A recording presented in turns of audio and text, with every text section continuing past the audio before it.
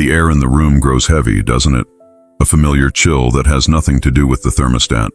You've felt it, that subtle, almost imperceptible shift when a certain person enters your orbit or when a specific conversation takes a turn.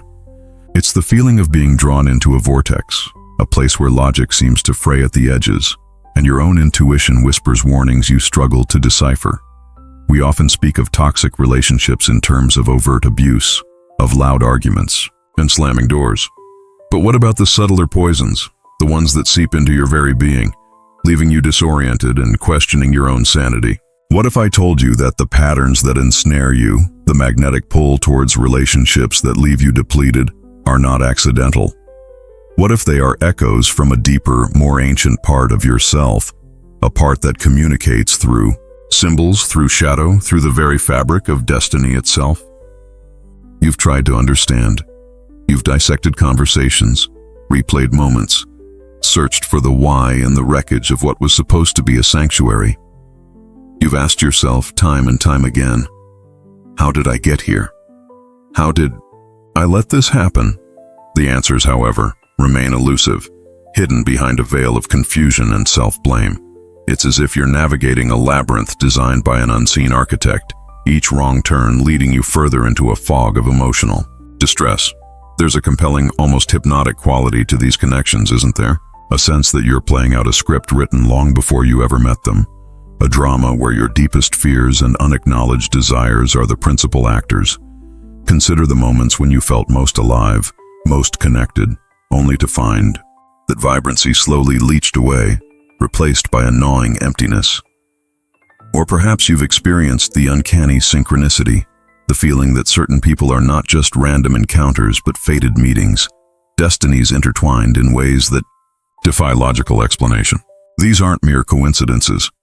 They are the whispers of the unconscious, the subtle currents of energy that shape our reality, particularly in the intensely charged arena of human connection. We are, after all, creatures of pattern, drawn to what is familiar, even when that familiarity is laced with pain. This isn't about victimhood, it's about illumination. It's about understanding the hidden psychology that underpins these destructive dances, the archetypal forces that compel us to repeat certain relationship narratives, often with different faces, but the same soul-crushing outcomes. We're going to peel back the layers, delve into the shadows where these patterns are born, and uncover the ancient wisdom that can help you reclaim your power. Forget the surface-level advice you've heard 1,000 times. We are venturing into the deeper currents, the psychological and mystical underpinnings that reveal why certain relationships become our most profound teachers, even when their lessons are delivered through the crucible of suffering. Are you ready to confront the hidden architect of your relational destiny? The truth is, the seeds of these intense, often destructive relationships are often sown in the fertile ground of our own unconscious. It's a place where forgotten experiences, unexpressed emotions, and deeply ingrained beliefs coalesce, forming invisible blueprints that guide our choices, especially when it comes to love and connection. Think of your unconscious mind as a vast, ancient library, filled with volumes of your past, both acknowledged and repressed. Within these pages lie the archetypes, universal patterns of human behavior and experience that Jung so eloquently described. These aren't just abstract concepts. They are living energies within us, shaping our perceptions and drawing us towards situations that allow them to be expressed, even if that expression is chaotic or harmful. You might recognize the shadow archetype within yourself, that hidden, often disowned, part of your personality that contains what you deem unacceptable, your fears, your insecurities, your aggressive impulses, perhaps even your unexpressed desires for power or control. In toxic relationships, the shadow often plays a starring role. We can be unconsciously drawn to partners who embody our own disowned traits, projecting onto them the very aspects of ourselves we cannot bear to acknowledge. This creates a potent, albeit dangerous, form of recognition. It feels familiar because on a deep, unconscious level, it is familiar. It's the uncanny feeling of knowing someone you've just met, or being drawn to a person whose flaws mirror your own hidden ones. Consider your attachment style, formed in the earliest years of your life. a blueprint for how you relate to others. If your early experiences were inconsistent, perhaps you developed an anxious attachment, constantly seeking reassurance, fearing abandonment, and becoming hypervigilant to signs of rejection. This can make you susceptible to partners who are emotionally unavailable or inconsistent, creating a cycle of pursuit and withdrawal that fuels your anxiety. Conversely, an avoidant attachment style might lead you to seek partners who are overly dependent, as this allows you to maintain a sense of distance and control, while still fulfilling a subconscious need for connection without the perceived risk of engulfment. These inner patterns aren't merely psychological quirks, they are energetic imprints that resonate with external forces. It's as if the universe conspires to bring these inner dynamics to the surface, offering opportunities for healing or, if left unexamined, for further entrapment. The synchronicity you experience, those seemingly meaningful coincidences, are often the universe's way of highlighting these unconscious patterns, nudging you towards a confrontation with your own inner landscape. It's a whisper from destiny, urging you to look closer, to understand the deeper currents at play. Are you merely a pawn in a cosmic game? Or can you learn to read the board and shape your own moves? It's easy to fall into the trap of solely blaming the other person in a toxic relationship. We point to their manipulations, their inconsistencies, their lack of empathy, and rightly so. But to truly understand the entanglement, we must also turn our gaze inward, not to assign blame, but to illuminate the hidden pathways that allowed us to be drawn into their orbit.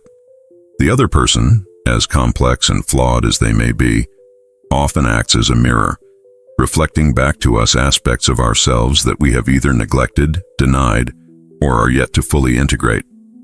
Think about the person who consistently pushes your boundaries, who seems to thrive on drama or emotional chaos. What part of you, perhaps a part that feels unseen or unheard, is drawn to this intensity? Is it a primal scream for attention, a subconscious desire to feel something, anything, even if it's pain? Or consider the partner who withdraws, who offers just enough connection to keep you hooked, but never enough to feel truly secure. This dynamic can tap into our own fears of intimacy, our own tendency to pull away when things get too close, a subtle dance of avoidance that keeps both parties tethered to a state of longing and dissatisfaction. The occult perspective offers a powerful lens here, speaking of energetic cords and karmic connections. While we might translate this into psychological terms as emotional dependency and unresolved patterns, the essence remains the same. Certain relationships are designed to act as catalysts for growth, even if the journey is fraught with difficulty.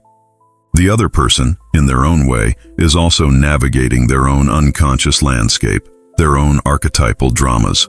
Their actions, while hurtful, are often expressions of their own inner turmoil, their own unhealed wounds. This isn't to excuse their behavior, but to understand the intricate web of energetic exchange that binds you together, however painfully. When you begin to see the other person not just as an antagonist, but as a complex being caught in their own unconscious currents, a shift can occur. It's like learning a new language, the language of the soul, where actions are not just actions, but expressions of deeper needs and fears. This perspective doesn't erase the pain, but it can reframe the narrative, moving from one of victimhood to one of profound, albeit difficult, understanding. It's in this space of expanded awareness that true healing can begin. How can you begin to see the reflection of yourself in the eyes of the one who causes you the most pain? The foundation of any healthy, vibrant connection lies in the ability to communicate from a place of vulnerability and authenticity within a container of safety. This is where the true alchemy of relationships occurs, transforming potential conflict into deeper intimacy and understanding. But creating this safe space requires conscious effort, intention, and a willingness to expose the tender, often wounded, parts of ourselves.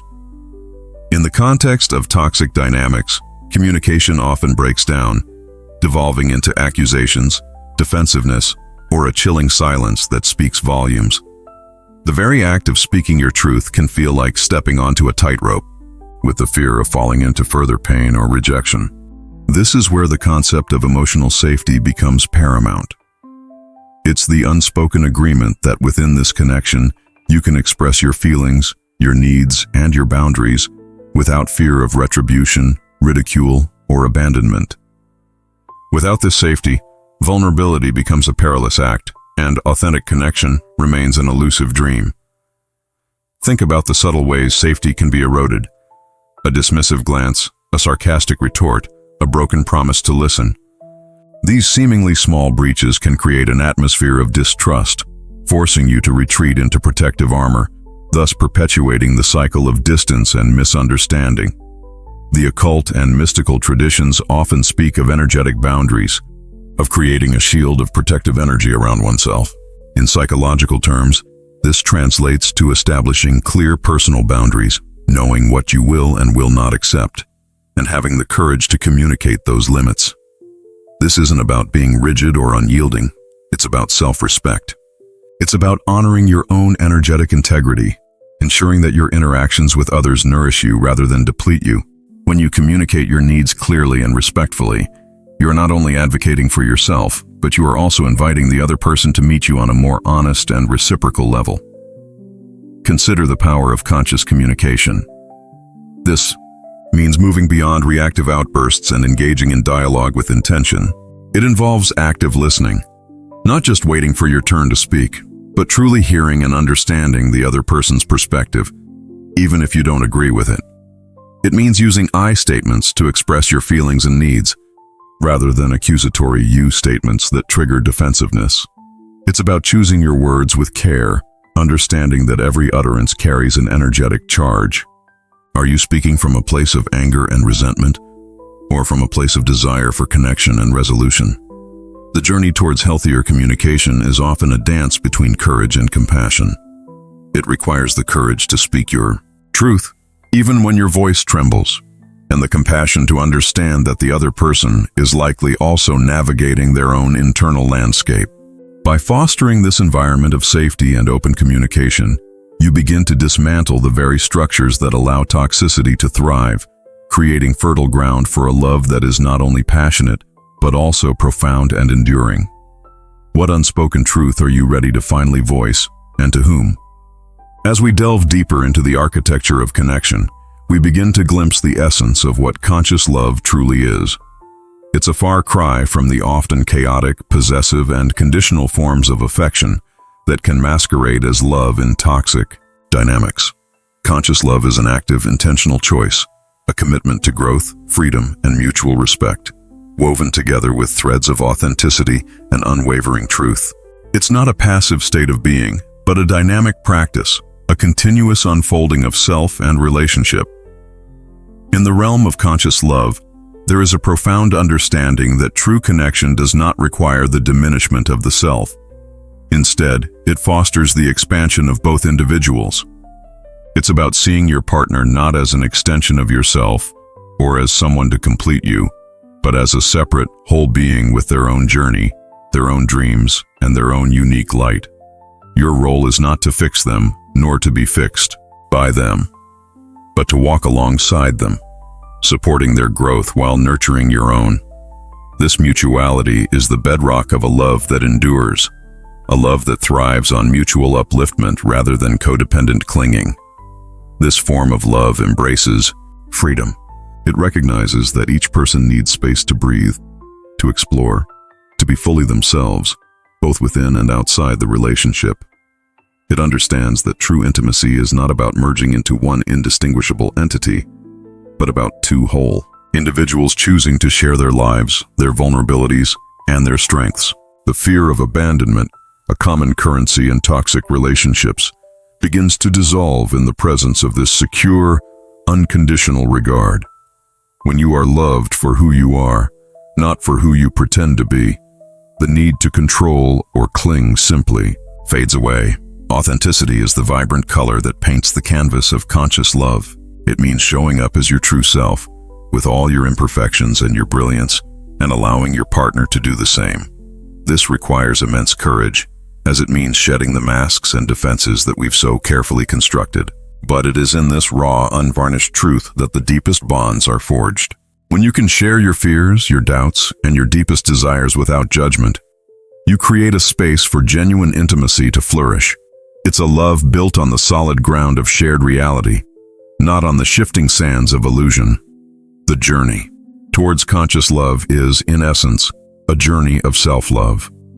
It begins with understanding your own patterns, healing your own wounds, and cultivating a deep, unwavering respect for yourself. Because it is from this wellspring of inner whole, this deep reflection is where the true transformation begins to take root, moving beyond mere intellectual understanding to a visceral, embodied knowing. Having explored the hidden psychological drivers, the archetypal forces, and the energetic entanglements, we now confront the profound responsibility we hold in shaping our relational destiny. It's about recognizing that while external forces and the actions of others play a role, the ultimate locus of control resides within your own consciousness. This isn't about self-recrimination, but about reclaiming agency. It's the dawning awareness that the patterns you've been caught in are not immutable laws, but rather recurring themes that you have the power to rewrite. Consider how your internal dialogue shifts when you encounter a familiar relational trigger. Instead of automatically falling into old scripts of self-doubt or reactivity, there's a nascent pause, a moment where you can choose a different response. This is the power of conscious awareness blossoming. It's like cultivating a garden. You can't simply wish weeds away, but with diligent tending, you can replace them with vibrant blooms. This involves actively challenging limiting beliefs that were reinforced by past toxic encounters. For instance, if you've internalized the notion that you are inherently unlovable or destined for heartache, this reflection is the fertile ground, where you begin to sow seeds of self-acceptance and inherent worthiness. Furthermore, this stage is about integrating the shadow aspects that were so powerfully activated within those difficult relationships. Instead of projecting them onto future partners or suppressing them entirely, you begin the alchemical process of assimilation. This might look like acknowledging your own capacity for anger or your desire for control, not as flaws to be hidden, but as integral parts of your human experience that, when understood and managed consciously, can be channeled into constructive energy. It's about seeing these shadow elements not as monsters lurking in the dark, but as misunderstood aspects of yourself seeking integration and expression in healthier ways. Another crucial layer to this reflection involves understanding the energetic residue left by past toxic entanglements. Think of these as energetic cords, invisible strands that can still bind you to former partners or unhealthy relational patterns. Releasing these cords isn't about forgetting or condoning past hurts, but about severing the energetic ties that continue to siphon your vitality. This can be achieved through various contemplative practices, visualization techniques, or even symbolic rituals. It's about consciously withdrawing your energetic investment from situations that no longer serve you, thereby reclaiming that vital energy for your own growth and well-being. Consequently, as you begin to disentangle from these energetic vestiges, you create a clearer energetic field around yourself. This makes you more receptive to healthier connections and less susceptible to falling back into old detrimental patterns. It's akin to clearing out a cluttered room. Once the excess is removed, you can finally see the space for what it is and furnish it with intention and beauty. This process of energetic and psychological clearing is not a one-time event, but an ongoing practice, a continuous refinement of your inner landscape, ensuring that the relationships you attract and cultivate are aligned with your highest good. This profound internal shift is what allows you to move from being a passive participant in your relational life to an active co-creator. It's about understanding that the external world is a reflection of your internal state, and by transforming your inner world, you inevitably transform your outer reality. The mysteries of destiny and synchronicity are not external forces dictating your fate, but rather the universe responding to the energetic frequency you emit. As you cultivate self-awareness, self-compassion, and energetic integrity, you begin to emit a different signal, one that draws in experiences and connections that resonate with this newfound inner harmony. It's a powerful, liberating realization that the most potent magic lies not in external forces, but within the depths of your own illuminated consciousness. Reflecting on this journey so far, we can perceive a subtle yet profound shift occurring within the landscape of our understanding. The disparate elements we've examined, the echoes from the unconscious, the intricate dance of archetypal energies, the uncanny resonance of synchronicity, and the foundational need for safety and connection begin to coalesce, not into a simple summation, but into a more intricate tapestry. It's as if we've been tracing individual threads, each vibrant and significant in its own right. And now, as we draw them together, a larger, more potent pattern emerges, hinting at a deeper coherence that underpins our relational experiences. In light of these insights, the path forward becomes clearer, not in terms of definitive answers, but in the illumination of the questions we must now ask ourselves. The subtle poisons we've discussed are not merely external afflictions, but rather manifestations of internal dynamics that, once recognized, offer us an unprecedented opportunity for conscious engagement. It's akin to understanding the hidden currents beneath the surface of a vast ocean. Knowing they exist allows us to navigate with far greater wisdom and intention, rather than being swept away by their unseen power. The very nature of attraction and entanglement, when viewed through this lens, reveals itself as a complex interplay of forces, both psychological and energetic, that we are not merely subject to, but can actively influence. As we pivot towards the final reflection, consider how this convergence of perspectives reframes our perception of relational challenges. They cease to be random occurrences or simply the failings of another, but rather potent catalysts for self-discovery and energetic recalibration. The lessons embedded within these intense connections, though often delivered through hardship, are ultimately invitations to a more authentic and empowered way of being. It's in this space of integrated understanding that the true potential for transformation resides, a potential that hinges on our willingness to acknowledge the subtle, often mystical undercurrents that shape our deepest connections. The culmination of these explorations points towards a more expansive view of love and connection, one that honors both the tangible realities of our interactions and the intangible energies that bind us. The final revelation, then, is not a single, startling truth, but a profound recalibration of how we perceive the very fabric of our relational existence. We have journeyed through the shadowed corridors of the psyche, touched upon the ancient, echoing archetypes that guide our deepest desires, and glimpsed the subtle weave of synchronicity that threads through our lives, often pointing towards hidden truths about ourselves. The toxic relationships that have bewildered and wounded us are not aberrations, but rather intricate, if painful, manifestations of these deeper currents. They are the universe's stark, often brutal, yet ultimately illuminating reflections of our own unintegrated selves, our unacknowledged fears, and the energetic imprints that shape our attractions.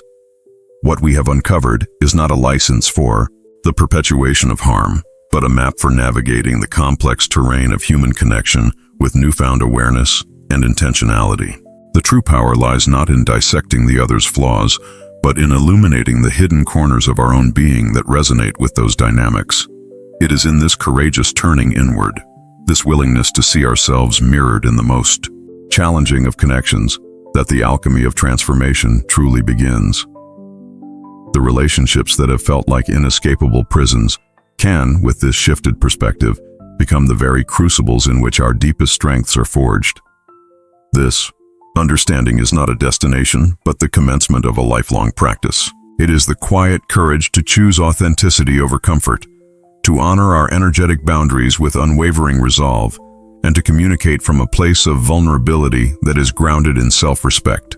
The subtle poisons are neutralized not by external remedies, but by the cultivation of an inner sanctuary, a space of self-awareness, self-compassion, and unwavering self-love. When we tend to this inner garden, the external landscape of our relationships inevitably begins to shift, drawing in connections that nourish, uplift, and resonate with the truth of who we are becoming. The final implication is this: the dance of relationship, even in its most tumultuous forms, is a sacred invitation. It calls us to reclaim our innate power, to understand that the mysteries of destiny and synchronicity are not forces that control us, but rather reflections of the energetic frequencies we broadcast. By integrating our shadow, by honoring our authentic selves, and by choosing connection from a place of wholeness rather than lack, we begin to weave a new narrative, one of conscious creation, profound healing, and love that is as resilient as it is radiant.